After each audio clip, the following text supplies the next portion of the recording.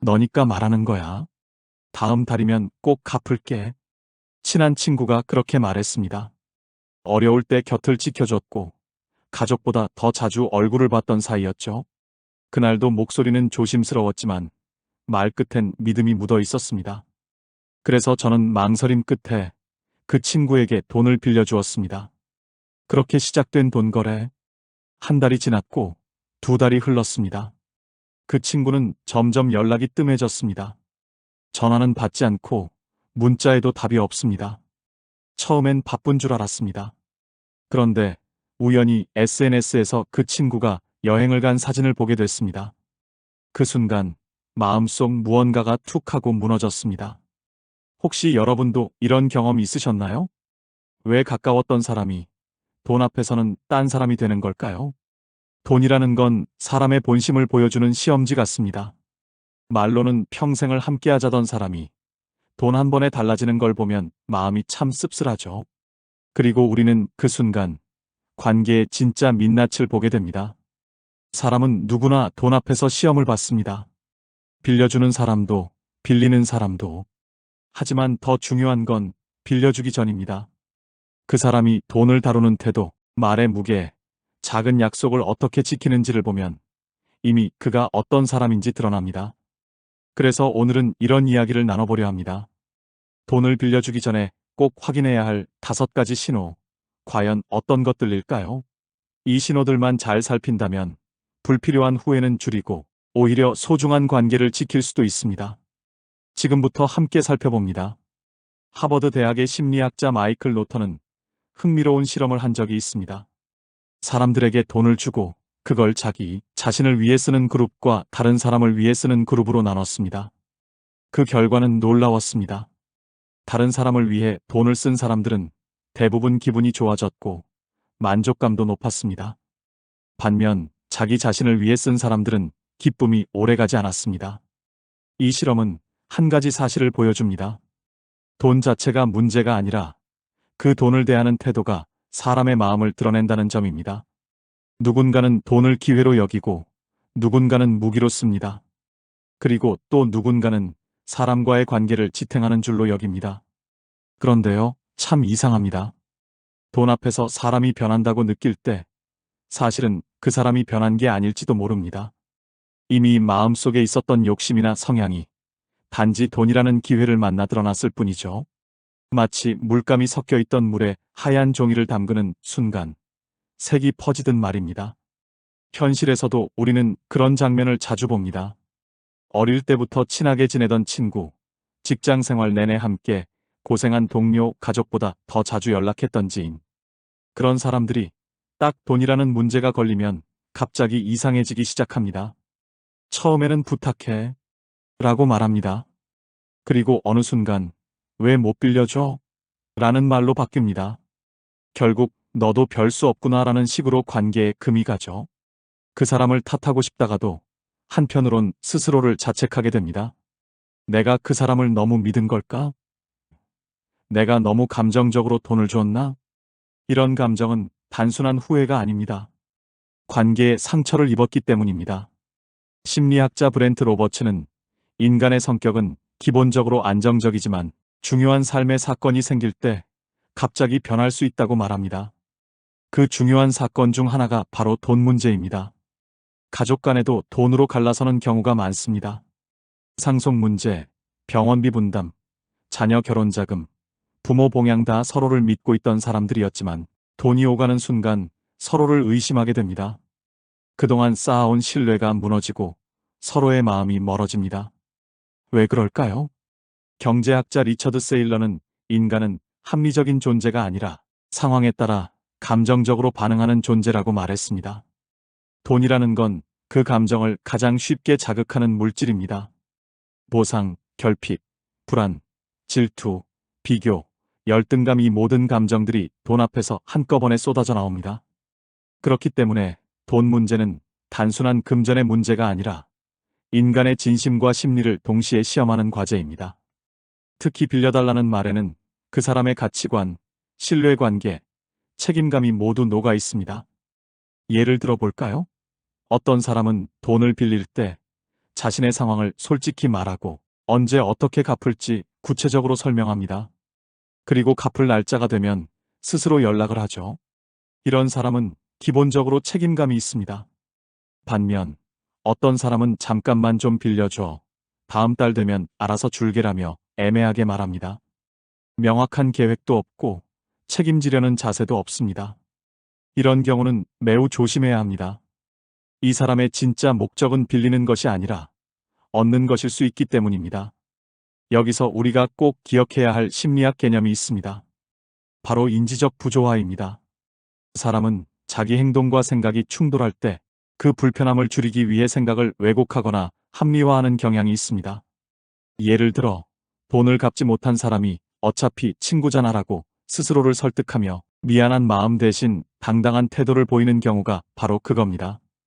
그리고 더 무서운 건 그런 합리화가 반복되면 그 사람의 인격 자체가 무뎌질 수 있다는 점입니다. 한두 번은 미안해하던 사람이 점점 뻔뻔해지고 결국 죄책감도 느끼지 않게 되는 겁니다. 우리가 이런 심리 메커니즘을 이해하면 왜 저 사람은 돈 앞에서 변했을까? 라는 질문에 좀 더 냉정하고 객관적으로 답할 수 있습니다. 그리고 그런 상황을 미리 감지하고 예방할 수 있는 지혜도 생깁니다. 자, 이제 여러분은 알게 되셨을 겁니다. 돈이라는 건 그 사람의 마음을 들여다보는 창입니다. 그 창을 통해 우리는 한 인간의 성숙도, 배려심, 책임감을 확인할 수 있습니다. 그렇다면 구체적으로 어떤 신호들이 위험한 사람을 알려줄까요? 이제부터는 절대 돈을 빌려주면 안 되는 5가지 경고 신호를 하나씩 구체적으로 말씀드리겠습니다. 그리고 세 번째 신호를 듣게 되면 여러분은 아마 깜짝 놀라실 겁니다. 왜냐하면 가끔은 우리가 가장 믿었던 사람이 가장 큰 위험이 될 수도 있기 때문입니다. 돈을 빌려달라는 말을 듣는 순간 우리는 본능적으로 고민에 빠집니다. 얼마나 급하길래 그러지? 혹시 정말 힘든 상황일까? 안 도와주면 나쁜 사람일까? 이런 생각들이 머릿속을 빙빙 맴돌죠.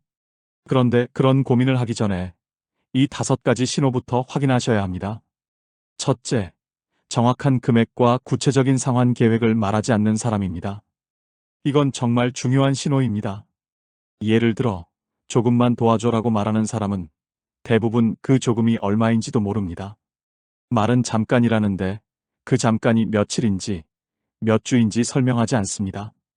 이런 사람은 돈을 다루는 책임감이 약한 편입니다.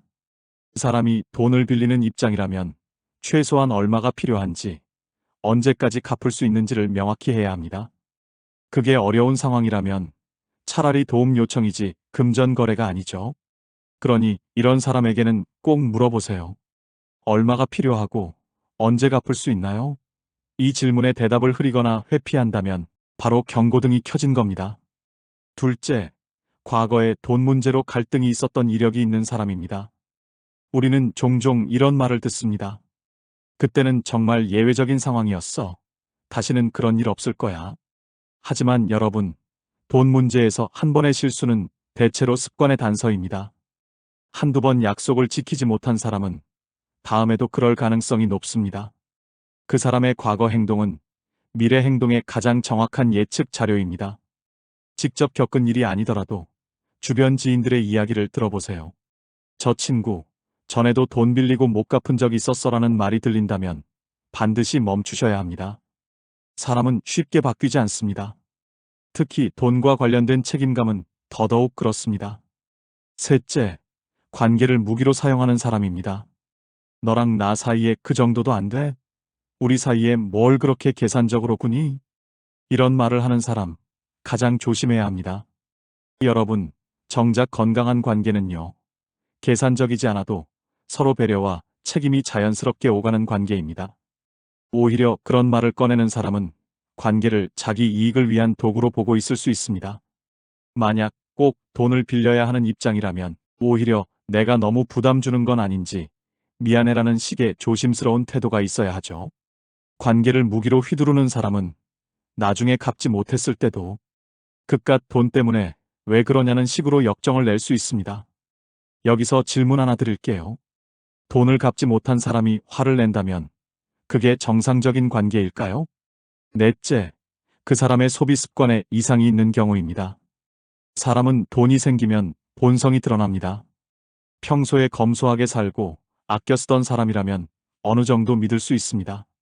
하지만 평소에는 무리하게 소비하고 과시형 소비를 즐기는 사람이라면 그 사람이 아무리 이번만 힘들다고 말해도 사실은 자기 통제력 부족이 원인일 수 있습니다.